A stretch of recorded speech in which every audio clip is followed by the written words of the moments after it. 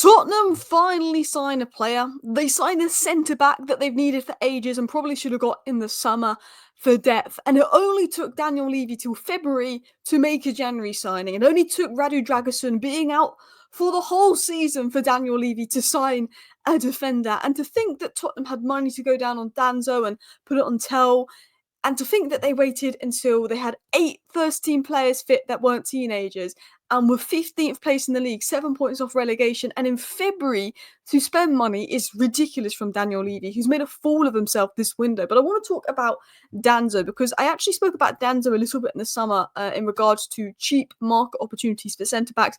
I spoke about him, the Feyenoord centre-back Hacho, and I obviously was Man United were linked to Todibo, and I spoke about him being a Todibo alternative. So I am going to show you some interesting notes and information on Danso and why I think it's a good fit for Ange in a second. But I want to get into the news. I want to talk about Tottenham. I also want to talk about the wingers and this other centre-back signing because you still need a left centre-back and you still need a winger, in my opinion.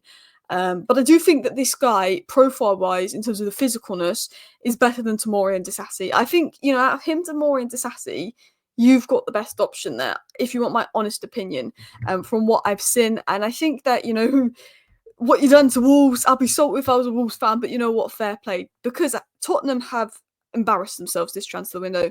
For me, this could go down as Tottenham's worst transfer window. Gone in for Tao rejected, gone in for Tomori rejected.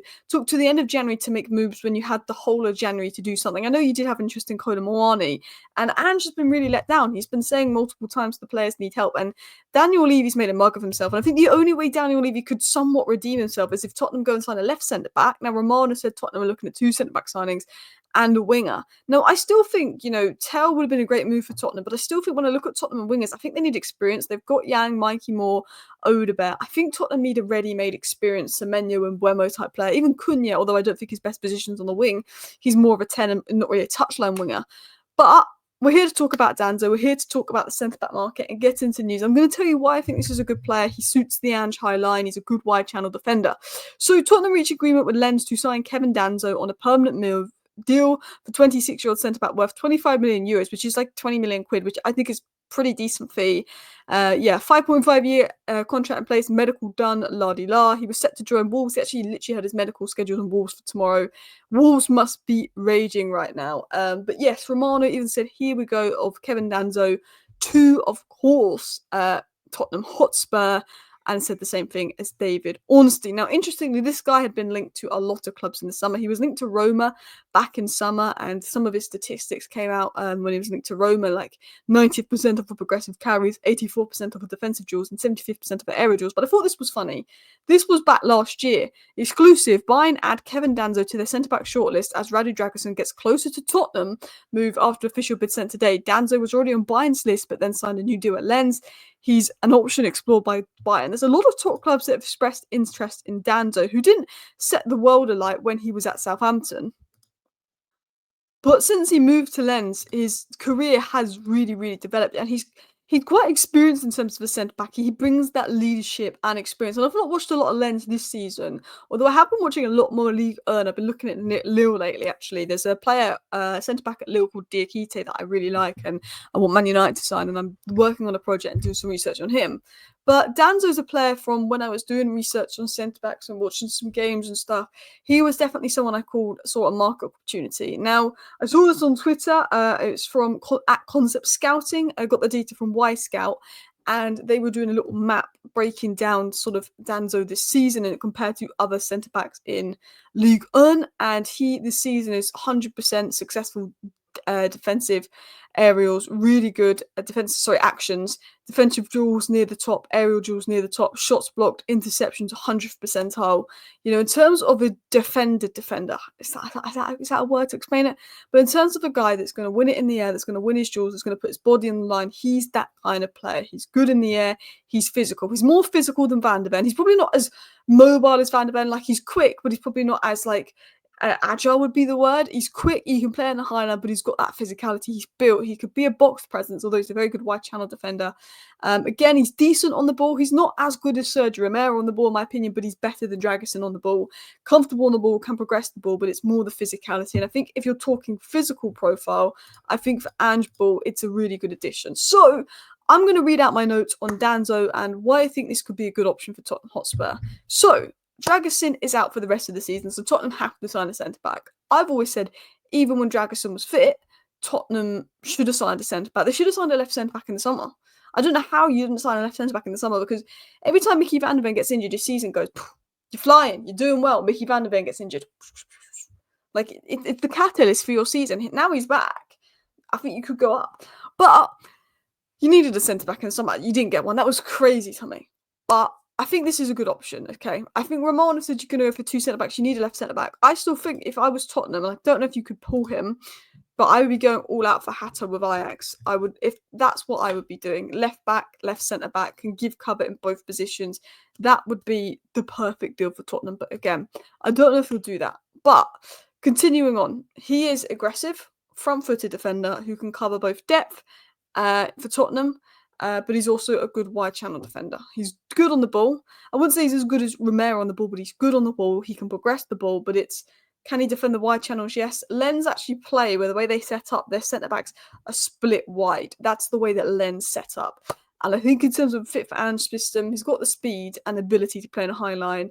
He can defend the wide channels well. He can defend large spaces well. And he brings a bit of physicality to Tottenham, which I think they do need at times. I think he's been very consistent for Lens the last few seasons. He did struggle for game time at Southampton before that. And I do think he's a better fit than Disasi and Tomori. I do. And he can progress the ball well. He's quite good. He has the ability to carry the ball, play it out. He's not, the most press-resistant, amazing player on the ball, but he's a lot better than Dragusin. He does what you would want from a player, but it's more, I think, physical dominance. But I think he's got that aggression. And that aggression's probably quite good in the Premier League. He loves to go in for a tackle. He loves to go in for a duel. Again, I would have to watch more of him to give you even more detail on this, but a lot of this is from analysis that I've done in the summer and like the one Lens game I've watched this season. I'm not going to lie, a lot of this is from last season. But he definitely is physically good. When you can watch someone and you can just make out their traits, like physically good, quick, can play in the high line, can defend wide. Obviously, the system at Lens, he has to be a wide defender. That's so key to the way they play. He was my Todibo alternative for United, but I think in the ground duels and the aerial duels and defending the large spaces, he's very much physically what you got. Technically, he can do what you need, but physically, I think that's what you want. And I believe he will count as homegrown because he spent time in England at MK Don and Reading Academy, like developing as a player as well. These were his F-breath statistics. I mean, I think F-breath is very difficult because it's good to give you an indication of player strengths, but you have to also remember the system that a player plays in. It can massively alternate their stats. But as you can see, his passing statistics, very, very solid in F-breath. Aerial, very, very solid. Expected goals and assists there as well. He can be an attacking threat. And I think he could improve Tottenham at set pieces. If you would compare him to Romero, Van der Ven and Danso statistics via Data MP, you can see that Danso is the best in the air. He's the best at carrying the ball out of the two and the best at progressive passes. Although, again, I do think the system you play in and the league you're playing can make an impact on that. So I think, he's very good competition for Romero and Van der Ven. I don't think he's better than Romero and Van der Ven. Romero and Van der Ven are your best two. But I think in terms of solid depth, that's what you want. Because if you look at, like, all the other top clubs, their centre-back depth is different. Like, Harry Maguire's Manchester United centre-back depth option. He's not a bad player, despite the media trying to make out he's a bad player. He's not. And Lenny Euro's now centre-back depth option for us. City have had, like, Ake, Akanji, Diaz, Stones, Guardiola, all those players that can play centre-back. Arsenal have Gabriel and Saliba, but Timber can play centre-back. Ben White can play centre-back. Calafiori was a centre-back. I think Tottenham need those centre-backs. But Tottenham still need an attacker. You've not been linked to Bakayoko publicly. I did hear something, a rumour behind the scenes of someone I was speaking to that there is interest in Bakayoko from Tottenham, but I was told 5 players that you're interested in. Bakayoko was one of them. I don't know if you'd act for him. Obviously, Tell was what you wanted.